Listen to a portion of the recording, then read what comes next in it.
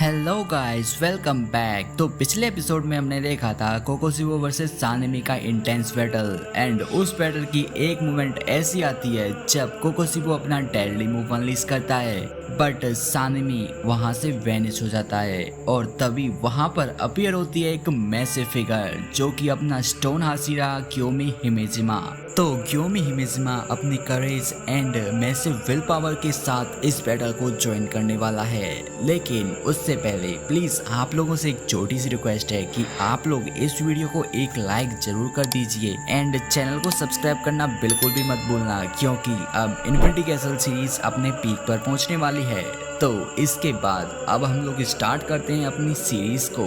तो ग्योमी हिमेजिमा बैटल में एंट्री ले चुका है। सानेमी जमीन पर झुका होता है जख्मों से छुरा हुआ, तभी एक काम और पावरफुल आवाज आती है, सानेमी अपने घाव से लो, मैं उसे रोकता हूँ। ग्योमी हिमेजिमा यहाँ पर अपना हैवी फ्लेल उठाता है। उसकी आंखों में सिर्फ स्टिलनेस है पर शरीर एक लिविंग फोर्ट्रेस लगता है।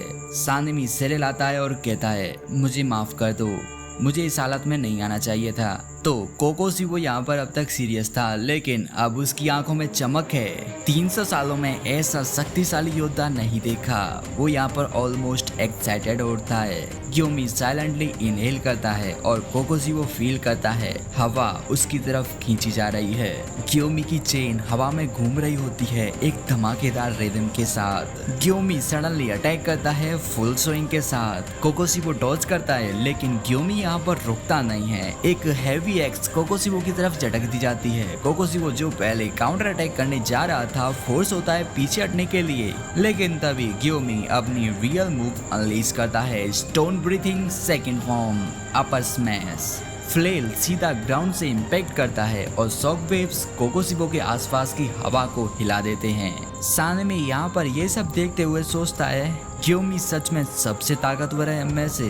फिर इसके बाद कोकोसीबो एक और बार से बचा होता है, लेकिन अगला मोमेंट उसके लिए अनएक्सपेक्टेड होता है। ग्योमी की चेन्स कोकोसीबो के चारों ओर एक ग्रेट जाल बना लेती हैं। कोकोसीबो यहाँ पर शॉक्ड हो जाता है।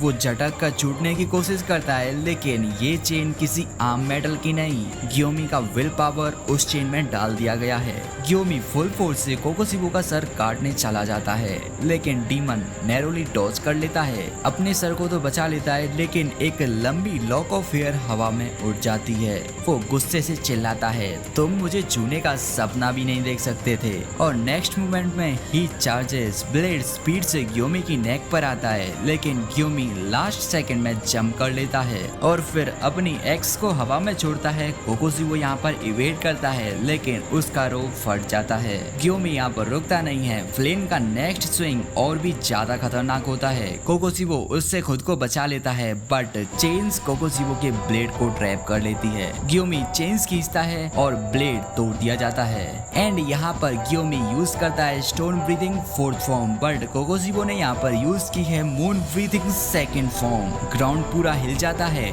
हवा भारी हो जाती है, एक आखिरी टकराव होने वाला है। वो मॉकिंगली बोलता है, तुम्हारा हर बार बेकार है, मैं जितना भी टूट जाऊं सब वापस आ जाता है। फिर यहाँ पर ग्योमी कामली बोलता है, तो ठीक है, मैं उस टेक्निक का यूज करूंगा जिसे मैंने मुजान के लिए बचा कर रखा था, डीमन स्लेयर मार्क। एंड इसके बाद हम लोग नेक्स्ट सीन पर शिफ्ट होते हैं, जहाँ पर कना और इनोसुके मेज की तरह भटक रहे होते हैं। दोनों एक दूसरे को बेयरली देख पाते हैं और उसी मोमेंट में कुछ ही कदम दूर जेनित्सु और मुराता भी वहीं पर हॉलवे में है। तो इस छोटे से कट सीन के बाद हम लोग फिर से वापस आते हैं अपने बैटल सीन पर। यहाँ पर हम लोग देखते हैं मुइचिरो तोकितो को, एक लड़का जिसका जिस्म छेद दिया गया है, लेकिन विल पावर अभी भी जिंदा है। वो यहाँ पर धीरे धीरे अपनी ब्लेड को खींचने की कोशिश करता है और बहुत ही देर के दर्द के बाद वो यहाँ पर अपनी ब्लेड को निकाल लेता है और वो जमीन पर गिर जाता है, लेकिन उसकी नजर अभी भी लड़ाई पर टिकी हुई है। मुइचिरो यहाँ पर सोच रहा होता है कि मेरे जैसे कमजोर शरीर वाले को इतना वक्त लगता है खून रोकने में, काश मैं उचुई तेंगेन जैसा होता। लेकिन कमजोर होने का मतलब ये नहीं कि मैं कुछ नहीं कर सकता, चाहे जान चली जाए मैं अभी भी कुछ कर सकता हूँ। गिन्या यहाँ पर चिल्लाकर मुइचिरो से बोलता है, मुइचिरो तुम उसके बाल लाकर मुझको दे दो, मैं उन बाल को खा लूंगा और जिंदा रहूंगा और अपने भाई के लिए लड़ता रहूंगा। तो इस सीन में हम लोग देख पाते हैं कि एक ब्रोकन वॉरियर दूसरे ब्रोकन वॉरियर को देख रहा होता है, लेकिन दोनों में एक चीज कॉमन है, फाइट टिल द एंड। इसके बाद नेक्स्ट सीन में कोकोसीबो और ग्योमी आपस में घूर रहे होते हैं। Silence so heavy you could cut it with a blade. Then यहाँ पर कोकोसीबो बोलता है, क्या बात है, तुमने तो अपना डीमन स्लेयर मार्क एक्टिवेट कर लिया। शायद तुम अभी 27 साल के हो और जो भी इस मार्क को पाता है वो बस 25 साल तक जीता है। तुम आज सुबह तक मरने वाले हो। तुमने आज तक जो किया वो सब वेस्ट जाने वाला है। क्या ये रिग्रेटफुल नहीं है? लेकिन यहाँ पर ग्योमी उसकी बातों को सुनकर कुछ नहीं कहता, लेकिन अंदर से एक आग चल रही होती है। वो अचानक से बोल पड़ता है, हाँ हमने सुना है उस कहानी को, जो मार्क पाता है वो 25 के पहले मर जाता है। लेकिन क्या इसमें अफसोस करने जैसा कुछ है? ऐसे इरादे के साथ तो कोई भी आसिरा नहीं बनता। इसके बाद ग्योमी की बातों को सुनकर कोकोसीबो बोलता है, I mean your technique, your body, your decades of training, you don't understand do you? यहाँ पर ग्योमी इसका जवाब देता है कि इसमें कुछ समझने लायक है ही नहीं। ह्यूमंस अपनी गरिमा से जीते हैं और अपनी गरिमा से ही मरते हैं और वही उनका ग्रेट पाथ है। देन इसके बाद ग्योमी आगे बोलता है कि तुम्हारे जैसे हारे हुए और भटके हुए इंसान अपने विचारों को किसी और पर थोपते हैं और तुम लोग इसी चीज को सुप्रीम कहते हो। ये सब सुनने के बाद कोकोसीबो स्टंट रह जाता है, बट ग्योमी अपने फ्लेल को स्लोली रेस करता है। तुम्हारी बातें मेरे लिए बेइज्जती हैं। देन इसके बाद हम लोग देखते हैं कि कोकोसीबो अभी भी ग्योमी के सामने खड़ा है। उसकी आंखों में गुस्सा, लेकिन उस गुस्से के नीचे कुछ और छुपा है। इसके बाद ग्योमी यहाँ पर कामली बोलता है, तुमने झूठ बोला कि कोई भी मार्क वाला इंसान 25 से ज्यादा नहीं जीता। कोकोसीबो यहाँ पर बोलता है, क्या बकवास कर रहे हो? बट ग्योमी यहाँ पर कोकोसीबो की बातों को काटते हुए बोलता है, एक इंसान तो जरूर होगा जिसने इस नियम को जरूर तोड़ा होगा।